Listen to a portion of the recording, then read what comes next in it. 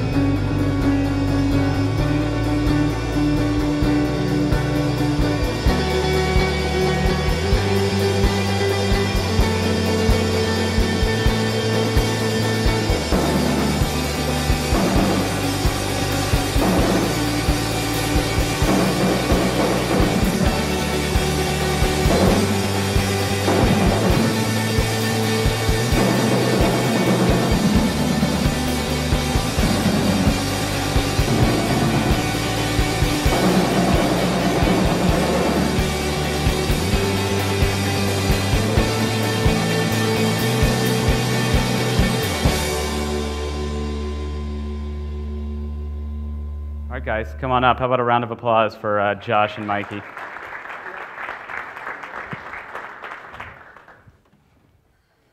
Welcome. How are you? Good. How are you? Good. Take a seat on the couch. So I love that video. You guys made that, what, about a year ago, right before you launched, right? Yep. About, yeah, the beginning of the year. Yeah. I think what I really like most about that production is that beer is secondary in it. It's really sharing sort of your vision for what you want your brand to be beyond beer. You know, there were some shots of the taps and people enjoying the beer, but it was really secondary. Was that a conscious choice? Yeah, I mean, secondary is probably not the right, you know, it's really kind of showing everything that we're doing outside of drinking beer. So I don't know if it was meant to be secondary, but it's really just trying to fit everything in, and people's attention spans is quick. Right. So, yeah, it wasn't really let's put less beer and more skating, surfing, whatever. It was, you know, just trying to fit everything in there. That's definitely who you guys are, right? Yeah. Yeah, absolutely. Cool. So we've had plenty of conversations about this in the past. You know, you guys really unapologetically approach St. Archer from a branding perspective. Quality beer, we've heard it all day long, you know, obviously first and foremost, and you guys understand that. That's why you hired a pair of talented, really talented brewers. Yeah. And I've seen people enjoying the beers all day long, you know, really positive feedback out there. But why was it important for you guys to enter the craft brewing space, as crowded as it is, as a lifestyle brand, built, like I said, more like a clothing company or an energy drink product that you're familiar with from sort of the action sports field? Yeah, God, energy drink. This is not an energy drink. Yeah, no, it's real. I mean, really, because that's what we know. I mean, I was a filmmaker for 10 years before starting St. Archer, and all we know is to build a brand. I mean, all the brands that our friends own and what we've been around, the brand identity and your story and all that kind of thing is what you start with. It's just like it's the only way we knew how to do it. And we were, it's kind of a different story. We were just craft beer fans. I mean, we were just craft beer drinkers. We weren't brewers, and we just loved craft beer and loved drinking with our friends. But we do know is how to build a brand. Right. So we just came at it as fans, knowing the other side, knowing how to build a brand. It was just kind of a different way to go about it. Right, and Mikey, I'm sure you were involved in some of those early discussions about, just the image that you wanted to convey with this St. Archer brand. What was sort of your input? Where did you guys look for inspiration? Well, luckily for us, we kind of like the same stuff, and it's like we wanted to get the message out. We wanted you to basically feel something when you bought our product, or like, I don't mean to say product, but really it's like kind of, we want good beer, but there has to be something more, so for us it was like, why don't we show who we are and how we live and kind of try to have people grasp towards that. And it was like, this is California, it's like, this is what we view as California, and we kind of sold that with good beer. Right. What brands? Yeah, I mean, for the brands, for me, I mean, like we talked about this a little bit. It's, in the action sports space, I mean, it's the brands that are rider owned and operated are always the ones that you're going to gravitate towards. I mean, like in any industry, if the people who are actually doing it come together and start a brand, it's something you want to support more. So we always gravitate towards those type of companies, and then. For me, the two influences for me were Dogfish and New Belgium. Those are the really, really the biggest by far. What was it about those companies that you really gravitated towards? I mean, it was more than a beer. Like with New Belgium. I mean, I'm not really into 10 speeds and what New Belgium, but it's for some reason the culture that they were.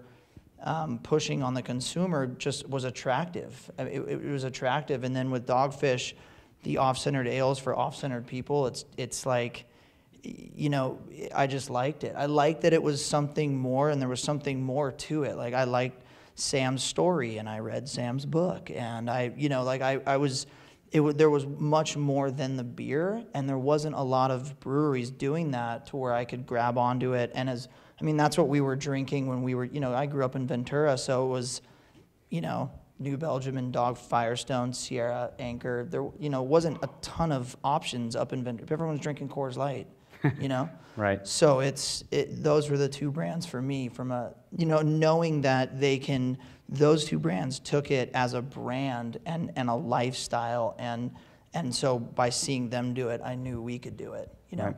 And I think, for those companies, it's been a huge part of their success, and obviously, they're a lot older, and they've been around for a lot longer. Right. You guys are just over 6 months old now of having actual beer in the marketplace. Right.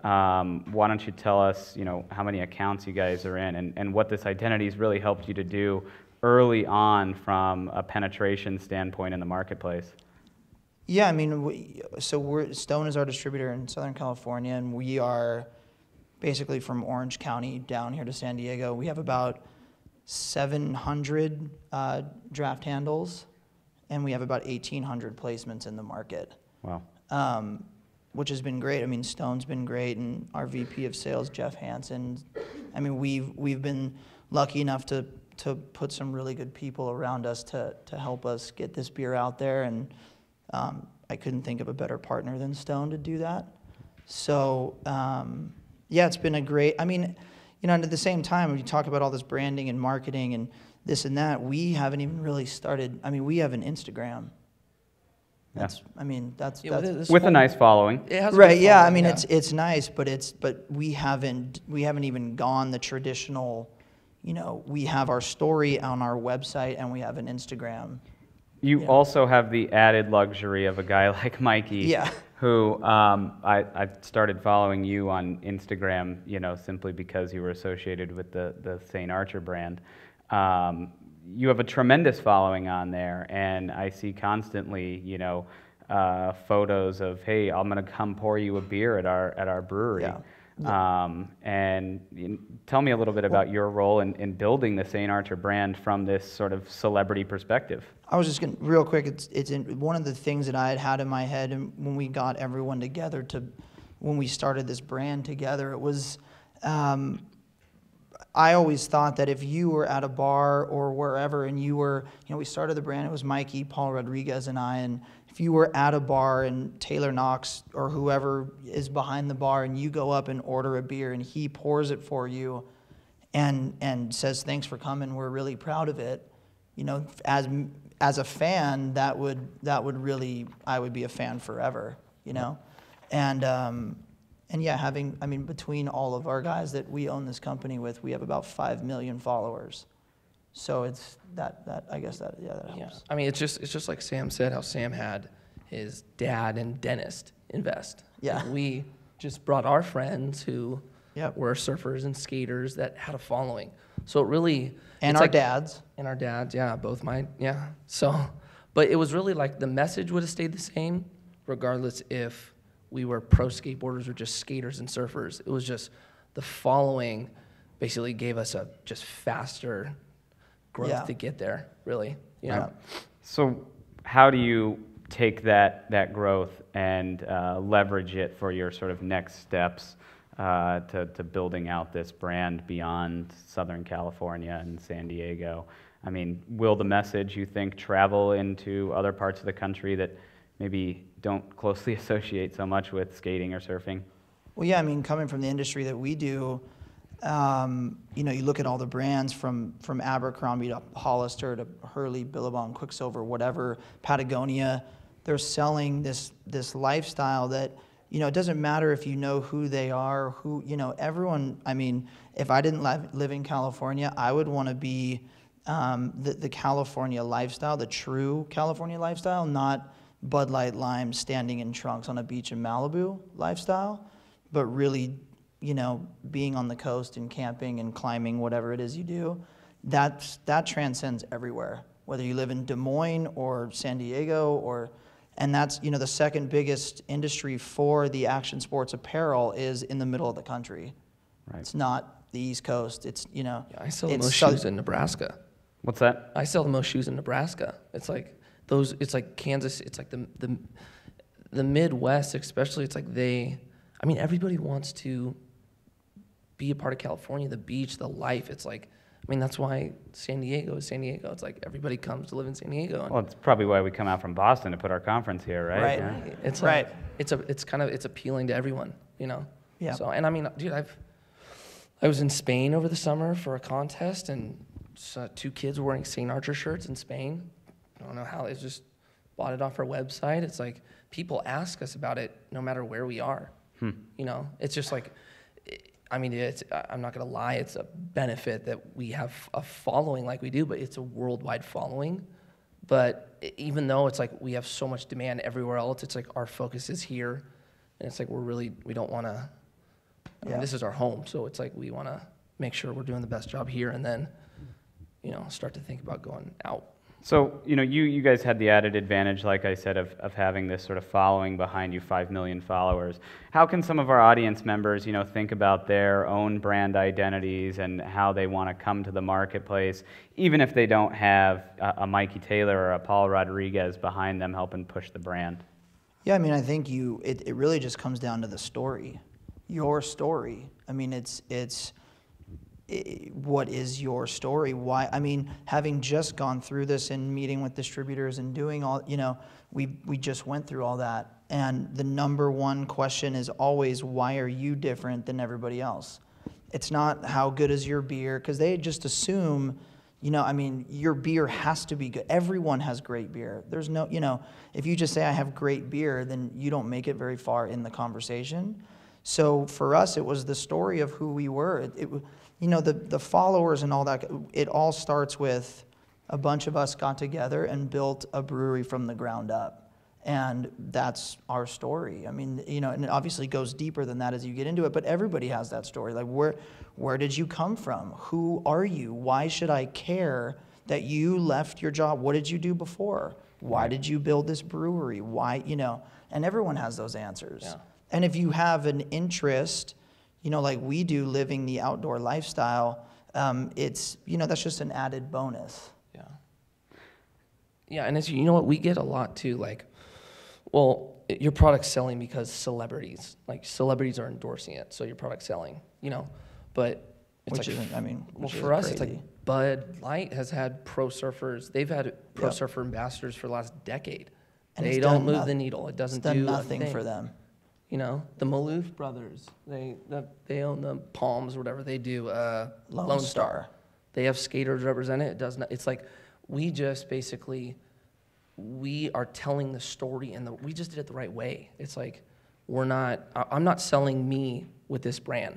We're selling California.